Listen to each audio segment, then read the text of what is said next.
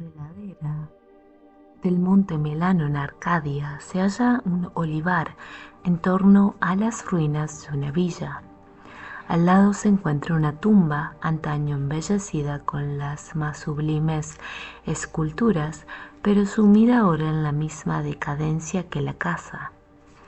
A un extremo de la tumba, con sus peculiares raíces desplazando los bloques de mármol del Pentélico, mancillados por el tiempo, crece un olivo antinaturalmente grande y de figura curiosamente repulsiva. Tanto se asemeja a la figura de un hombre deforme o a un cadáver contorsionado por la muerte, que los lugareños temen pasar cerca en las noches en que la luna brilla débilmente a través de sus ramas retorcidas. El monte Melano es uno de los parajes predilectos del temible Pan, el de la multitud de extraños compañeros, y los sencillos pastores creen que el árbol debe tener alguna espantosa relación con esos salvajes chilenos, pero un anciano abejero que vive en una cabaña de las cercanías me contó una historia diferente. Hace muchos años, cuando la villa de la Cuesta era nueva y resplandeciente, vivían en ella los escultores Calos y Musides. La belleza de su obra era alabada de Lidia a Neápolis, y nadie osaba considerar que uno sobrepasaba al otro en habilidad. El Hermes de Calos se alzaba en un marmóreo santuario de Corintio, y la Palas de Musides remataba una columna en Atenas cerca del Partenón. Todos los hombres rendían homenaje a Calos y Musides y se asombraban de que ninguna sombra de envidia artística enfriara el calor de su amistad fraternal. Pero aunque Calos y Musides estaban en perfecta armonía, sus formas de ser no eran iguales. Mientras que Musides gozaba las noches entre los placeres urbanos de Tegea, Calos prefería quedarse en casa, permaneciendo fuera de la vista de sus esclavos, al fresco amparo del olivar. Allí meditaba sobre las visiones que colmaban su mente, y allí concebía las formas de belleza que posteriormente inmortalizaría en mármol casi vivo. Los ociosos, por supuesto, comentaban que Calos se comunicaba con los espíritus de la arboleda y que sus estatuas no eran sino imágenes de los faunos y las dríadas con los que se codeaba, ya que jamás llevaba a cabo sus trabajos partiendo de modelos vivos. Tan famoso eran Calos y Musides que a nadie le extrañó que el tirano de Siracusa despachara enviados para hablarles acerca de la costosa estatua de Ticho que planeaba erigir en su ciudad. De gran tamaño y factura sin par había de ser la estatua, ya que habría de servir de maravilla a las naciones y convertirse en una meta para los viajeros. Honrado más allá de cualquier pensamiento, resultaría que el cuyo trabajo fuese elegido, y Calos y Musides estaban invitados a competir por tal distinción. Su amor fraterno era de sobra conocido, y el astuto tirano conjeturaba que, en vez de ocultarse sus obras, se prestarían mutua ayuda y consejo, así que tal apoyo produciría dos imágenes de belleza sin par, cuya hermosura eclipsaría incluso los sueños de los poetas. Los escultores aceptaron complacidos el encargo del tirano, así que en los días siguientes sus esclavos pudieron oír el incesante picoteo de los cinceles. Calos y Musides no se ocultaron sus trabajos, aun cuando se reservaron su visión para ellos dos solos. A excepción de los suyos, ningún ojo pudo contemplar las dos figuras divinas liberadas mediante golpes expertos de los bloques en bruto que las aprisionaban desde los comienzos del mundo. De, lo- de noche, al igual que antes, Musides frecuentaba los salones de banquetes de Tegea mientras Calos rondaba solas por el olivar. Pero según pasaba el tiempo, la gente advirtió cierta falta de alegría en el antes radiante Musides. Era extraña, comentaban entre sí, que esa depresión hubiera hecho presa en quien tenía tantas posibilidades de alcanzar los más altos honores artísticos. Muchos meses pasaron, pero en el semblante apagado de Musides no se leía sino una fuerte tensión que debía estar provocada por la situación. Entonces Musides habló un día sobre la enfermedad de Calos, tras lo cual nadie volvió a asombrarse ante su tristeza, ya que el apego entre ambos escultores era de sobra conocido como profundo y sagrado.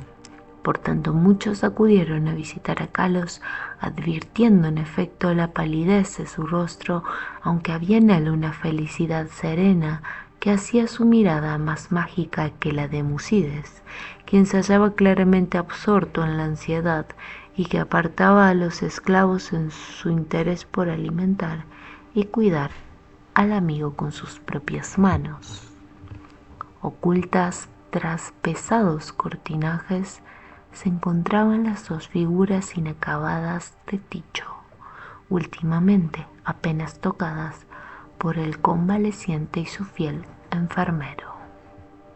Según desmejoraba inexplicablemente más y más, a pesar de las atenciones de los perplejos médicos y las de su inquebrantable amigo, Calos pedía con frecuencia que le llevaran a la tan amada arboleda.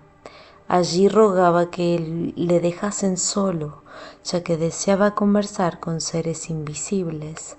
Musides accedía invariablemente a tales deseos, aunque con lágrimas en los ojos, al pensar que Calos prestaba más atención de faunos y dríadas que de él. Al cabo, el fin estuvo cerca y Calos hablaba de cosas del más allá. Musides, llorando, le prometió un sepulcro aún más hermoso que la tumba de Mausolo, pero Calos le pidió que no hablara más sobre glorias de mármol. Tan solo un deseo se albergaba en el pensamiento del moribundo, que unas ramitas de ciertos olivos de la arboleda fueran depositadas, enterradas en su sepultura junto a su cabeza. Y una noche, sentado a solas en la oscuridad del olivar, Calos murió. Hermoso más allá de cualquier descripción resultaba el sepulcro de mármol que el afligido Musides cinceló para su amigo bien amado. Nadie sino el mismo Calos hubiera podido obrar tales bajos relieves en donde se mostraban los esplendores del Eliseo. Tampoco descuidó Musides el enterrar junto a la cabeza de Calos las ramas de olivo de la arboleda. Cuando los primeros dolores de la pena cedieron ante la resignación, Musides trabajó con diligencia en su figura de Ticho. Todo el honor le pertenecía ahora, ya que el tirano no quería sino su obra o la de Calos. Su esfuerzo dio causa a sus emociones y trabajaba más duro cada día, privándose de los placeres que una vez degustaría. Mientras tanto, sus tardes transcurrían junto a la tumba de su amigo, donde un olivo joven había brotado cerca de la cabeza del yacente. Tan rápido fue el crecimiento de ese árbol y tan extraña era su forma que cuantos lo contemplaban prorrumpían en exclamaciones de sorpresa, y Musides parecía encontrarse a un tiempo fascinado y repelido por él. A los 3 años de la muerte de Calos, Musides envió un mensajero al tirano y se comentó en el agora de Tegea que la tremenda estatua estaba concluida. Para entonces el árbol de la tumba había alcanzado asombrosas proporciones, sobrepasando al resto de los de su clase y extendiendo una rama singularmente pesada sobre la estancia en la que Musides trabajaba. Mientras muchos visitantes acudían a contemplar el árbol prodigioso, así como para admirar el arte del escultor, por lo que Musides casi nunca se hallaba a solas. Pero a él no le importaba esa multitud de invitados, antes bien parecía temer el quedarse a solas ahora que su absorbente trabajo había tocado a su fin. El poco alentador viento de la montaña, suspirando a través del olivar y el árbol de la tumba, evocaba de forma extraña sonidos vagamente articulados. El cielo estaba oscuro la tarde en que los emisarios del tirano llegaron a Tegea. De sobra era sabido que llegaban para hacerse cargo de la gran imagen de Ticho y para rendir honores imperecederos a Musides, por los que los proxenos les brindaron un recibimiento sumamente caluroso. Al caer la noche, se desató una violenta ventolera sobre la cima del Menalo y los hombres de la lejana Siracusa se alegraron de poder descansar a gusto en la ciudad. Hablaron acerca de su ilustrado tirano y del esplendor de su ciudad, refocilándose en la gloria de la estatua que Musides había cincelado para él. Y entonces los hombres de Tegea hablaron acerca de la bondad de Musides y de su hondo penar por su amigo, así como de que ni aun los inminentes laureles del arte podrían consolarle de la ausencia del Calos, que podría haberlos ceñido en su lugar. También hablaron sobre el árbol que crecía en la tumba junto a la cabeza de Calos. El viento aullaba más horriblemente y tanto los siracusanos como los arcadios elevaron sus preces a Eolo.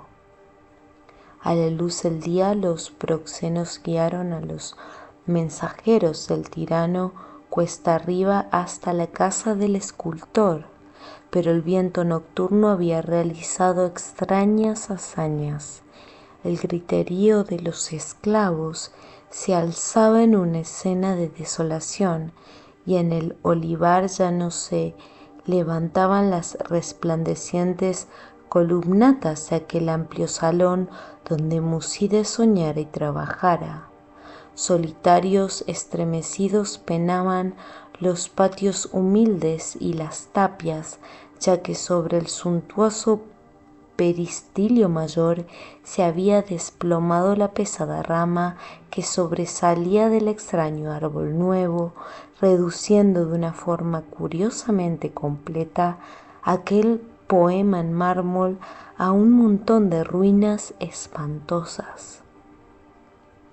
Extranjeros y tegianos quedaron pasmados contemplando la catástrofe causada por el siniestro árbol cuyo aspecto resultaba tan extrañamente humano y cuyas raíces alcanzaban de forma tan peculiar el esculpido sepulcro de Calos.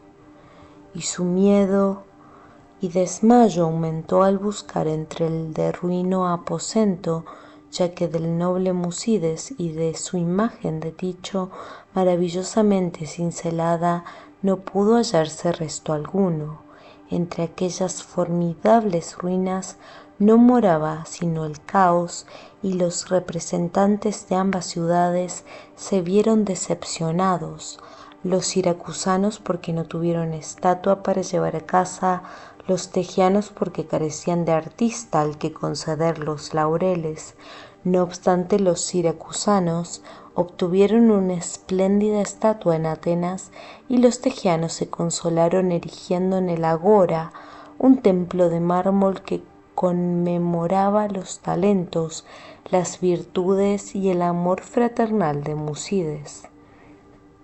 Pero el olivar aún está ahí, así como el árbol que nace en la tumba de Calos, y el anciano abejero me contó que a veces las ramas susurran entre sí en las noches ventosas, diciéndose una y otra vez: oida, oida, yo sé, yo sé.